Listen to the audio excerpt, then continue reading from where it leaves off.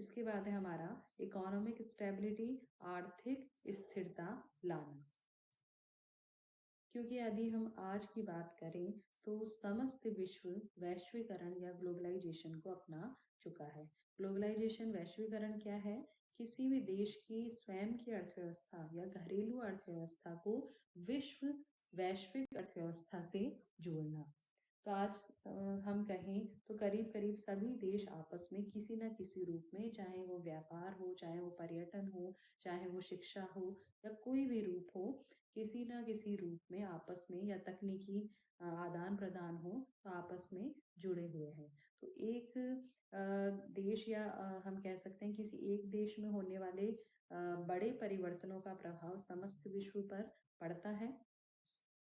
तो बार बार इससे अर्थव्यवस्थाओं में क्या आते हैं? फ्लक्चुएशंस आते हैं, तेजी मंदी। ये तो हो गए हमारे इकोनॉमिक फ्लक्चुएशंस। तो बार बार ये जो तेजी मंदी की या विभिन्न प्रकार के जो उतार चढ़ाव, व्यापार चक्र हम जिन्हें कहते हैं, वो उत्पन्न होते रहते हैं। लेकिन यदि हम प्लानिंग वे में यदि पहले से ही अपना अर्थव्यवस्था का विकास को बढ़ावा देते हैं तो एक नियोजित अर्थव्यवस्था में इस प्रकार के जो फ्लक्चुएशंस हैं उनका ज़्यादा प्रतिकूल प्रभाव नहीं पड़ता है और एक तरह से वहाँ पर आर्थिक स्थायित्व कुछ सीमा तक बना रहता है। इसके बाद हमारा आता है एलिमिनेशन ऑफ सोशल एक्सप्लॉयटेशन, सामाजिक शोषण से मुक्ति। यदि हम बात करें तो अनियोजित अर्थव्यवस्था में, क्योंकि निजी लाभ अभी हमने पढ़ा कि अनप्लान्ड इकोनॉमी मतलब जहाँ पर प्लानिंग या नियोजन के थ्रू डेवलपमेंट नहीं किया जाता है।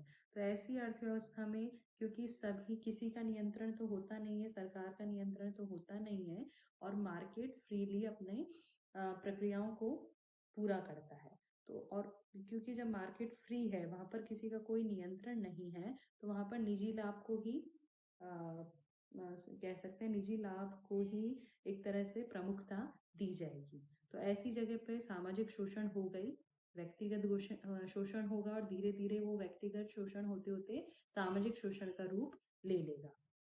तो इस प्रकार अनियोजित अर्थव्यवस्था में सामाजिक शोषण देखा जाता है, पाया जाता है। जबकि नियोजित अर्थव्यवस्था की यदि हम बात करें तो क्योंकि उसमें उत्पादन के साधनों का सरकार के नियमों और नियंत्रण में यूटिलाइजेशन किया जाता है, तो वहाँ पर सामाजिक शोषण की संभावना नहीं रहती है। और सामाजिक शोषण को भी उसके द्वारा यदि हम आर्थिक नियोजन को अपनाते हैं तो हम उससे अर्थव्यवस्था को मुक्ति दिला सकते हैं। इसके बाद हमारा आता है abolition of cut throat competition, गला काट प्रतिस्पर्धा जो होती है उसकी समाप्ति।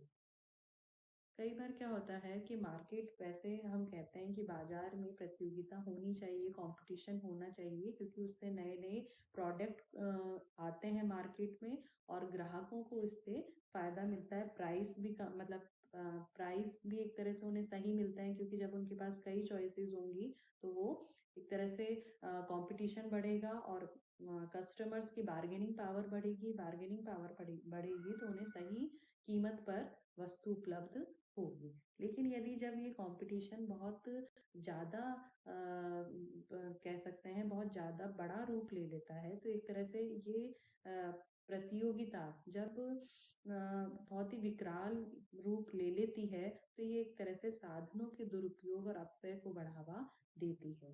जबकि नियोजित अर्थव्यवस्था में यदि हम प्लान्ड वे में काम करें तो इस प्रकार की प्रतियोगिता, ऐसी प्रतियोगिता, स्वस्थ प्रतियोगिता तो मार्केट में जरूरी है, उसको हम नियोजित अर्थव्यवस्था द्वारा बढ़ा सकते हैं। लेकिन जो इस प्रकार की गलाकाट प्रतिस्पर्धा है जिससे साधनों का दुरुपयोग और सभी के शोषण की संभावना बनती है, तो इस प्रकार के शोषण को रोकने के लिए हम नियोजित अर्थव्यवस्था का सहारा लेते हैं या आर्थिक नियोजन इस प्रकार के जो प्रतिस्पर्धाएं हैं उनका बहिष्कार करता है। इसके बाद है हमारा रिडक्शन इन सोशल कॉस्ट, सामाजिक लागतों में कमी। नियोजित अर्थव्यवस्था में जो है वो औद्योगिक विकास जो होता है वो क्योंकि हम प्लानिंग निरंतर करते रहते हैं, हमने प्लानिंग की विशेषता पढ़ी थी, तो उसमें था कि प्लानिंग में निरंतरता होती है। एक प्लान के समाप्त होने से पहले ही दूसरे प्लान का जो भी ड्राफ्ट है वो पहले ही तैयार कर लिया जाता है। तो प्लानिंग की निरंतरता के कारण औद्योगिक विकास भी नियोजित अर्थव्यवस्था में तीव्र गति ले लेता है, और इससे कह सकते हैं हम कि सामाजिक सुरक्षा के साधनों में वृद्धि होती है और सामाजिक लागतों में कमी आती है। इसके बाद हमारा है मॉरल अपलिफ्टमेंट या नैतिक उत्थान। क्योंकि नियोजित अर्थव्यवस्था से कई प्रकार के लाभ हमें मिलते हैं, जैसे आय में वृद्धि होती है, रोजगार का स्तर बढ़ता है, रोजगार बढ़ने से जनता का जीवन स्तर, शिक्षा का स्तर, सभी प्रकार के पॉजिटिव जो बेनिफिट्स हैं वो देश में आने लगते हैं, जनता को मिलने लगते हैं। तो जब ये सब पॉजिटिविटी होगी, ये सभी सकारात्मक परिणाम हमें प्राप्त होते हैं, तो जनता का भी नैतिक उत्थान होने लगता है, और विभिन्न प्रकार की जो इलीगल एक्टिविटीज़ हैं, जैसे मिलावट करना या अनुचित संग्रहण करना, मुनाफाखोरी या टैक्स की चोरी करना, इन सभी पर भी एक तरह से रोक या मतलब इन सब बुराइयों की भी समाप्ति धीरे-धीरे नियोजित अर्थव्यवस्था के कारण या आर्थिक नियोजन के कारण होने लगती है। इसके बाद है हमारा helpful at the time of national crisis, राष्ट्रीय संकट के समय सहायक। ये जो है हमारा देश में चाहे किसी प्रकार का संकट हो, चाहे वो प्राकृतिक हो या कृत्रिम हो। प्राकृतिक जैसे कोई भी आपदाएं आ जाती हैं, बाढ़ वगैरह, सूखा वगैरह, वो तो हो गई प्राकृतिक आपदाएं।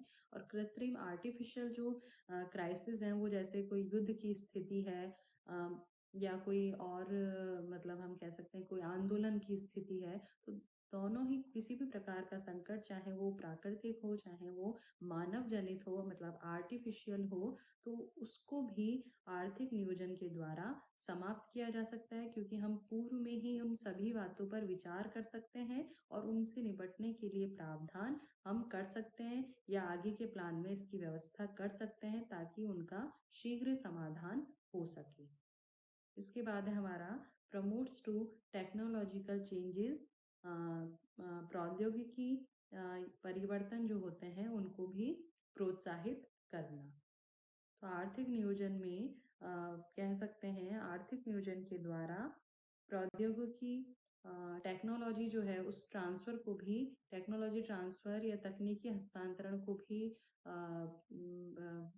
कह सकते हैं प्रमोशन मिलता है। उसके द्वारा भी हम जो पूरे विश्व में नित्य नए परिवर्तन होते जा रहे हैं या नए आविष्कार होते जा रहे हैं, उनकी जानकारी भी हम लेते रहते हैं, और उसके साथ ही हम नियोजन, आर्थिक नियोजन में उनको कब किस तकनीक की आवश्यकता है, उसके अनुसार नियोजन में उसकी व्यवस्था कर सकते हैं कि उसको हम किस प्रकार से अपने देश में लागू कर सकते हैं, या किस प्रकार से उसको हम नियोजन में अप्लाई करके लागत को कम करके हमारे प्रॉफिट्स को, निर्यातों को बढ़ा सकते हैं।